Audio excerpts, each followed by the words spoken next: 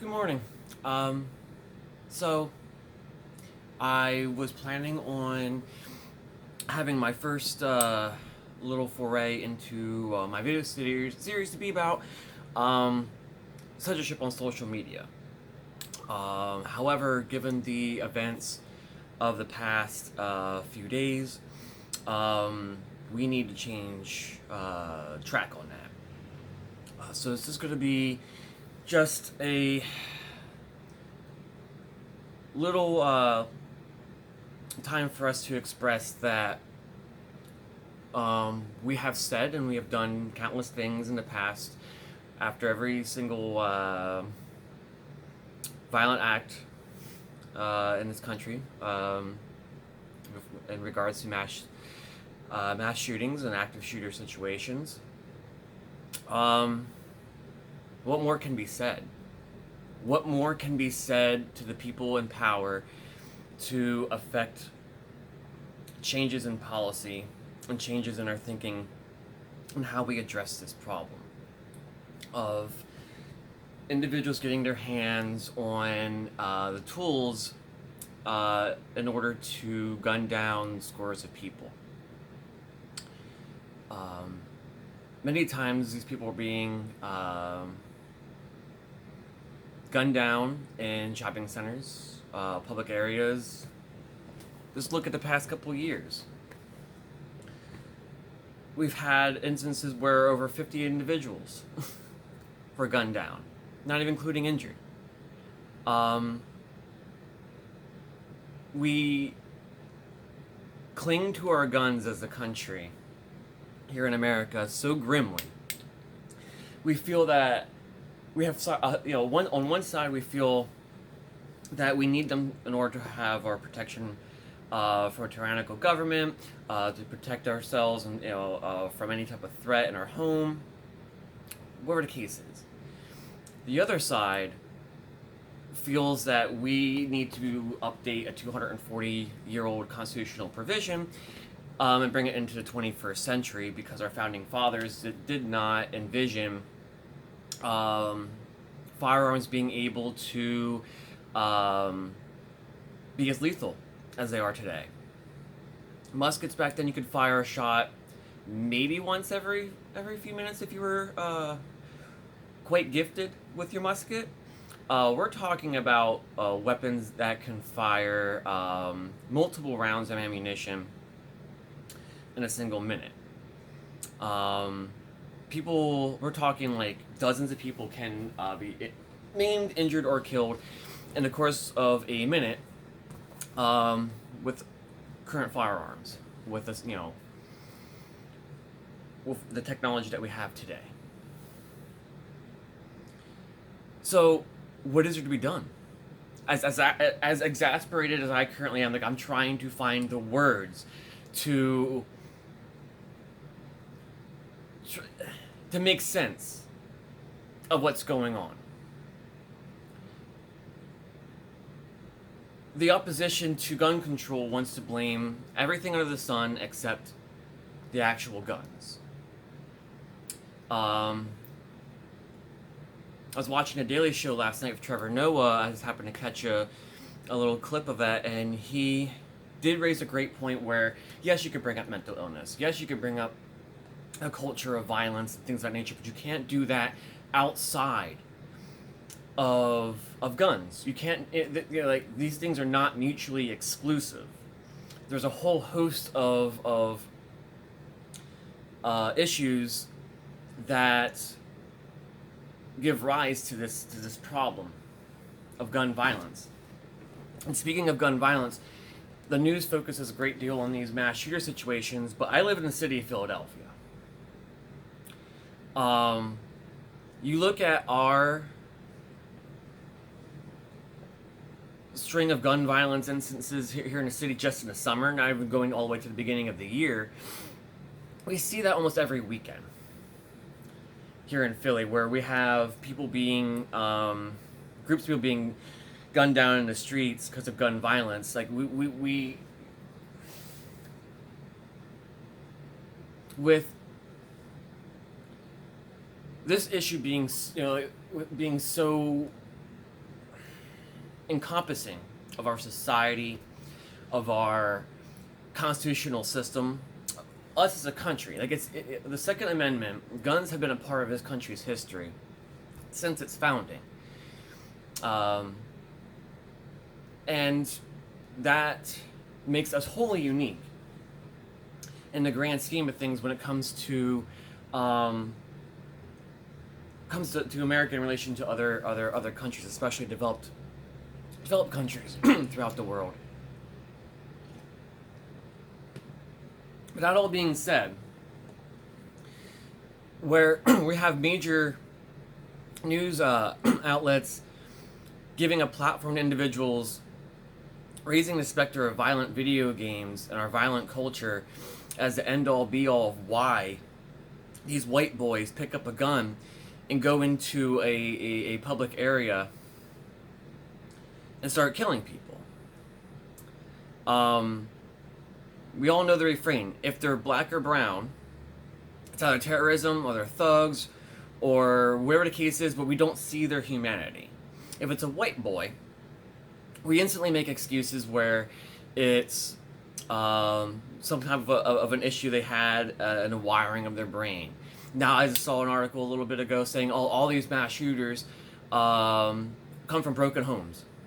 I saw that in a Fox News article this morning. I came from a broken home. I played violent video games. I played them almost my entire life. My childhood was not ideal in any type of way you look at it. I grew up around guns my entire life. What I don't understand is this scapegoating of individuals who enjoy these pastimes, and now to have their pastime labeled as a gateway to mass murder seems a bit of a stretch to me. So,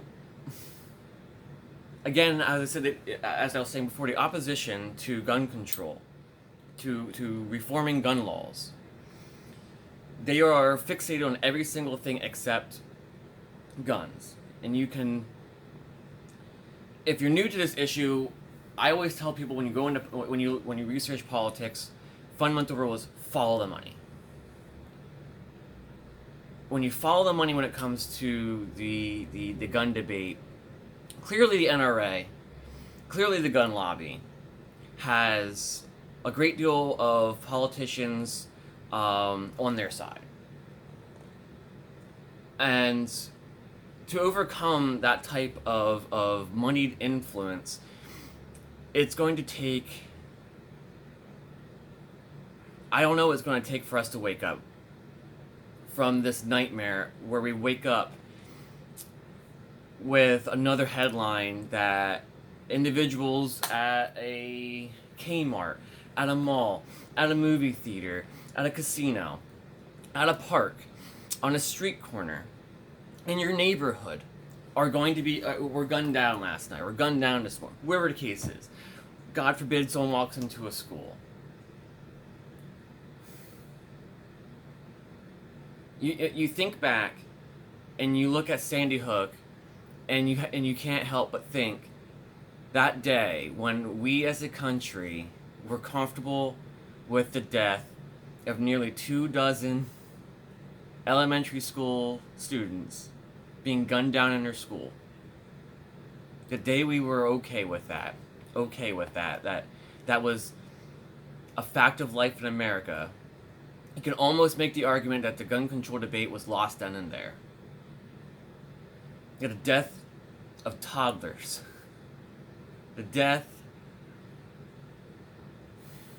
of kindergartners and first graders, that was acceptable fact of life for Americans. It's bullshit.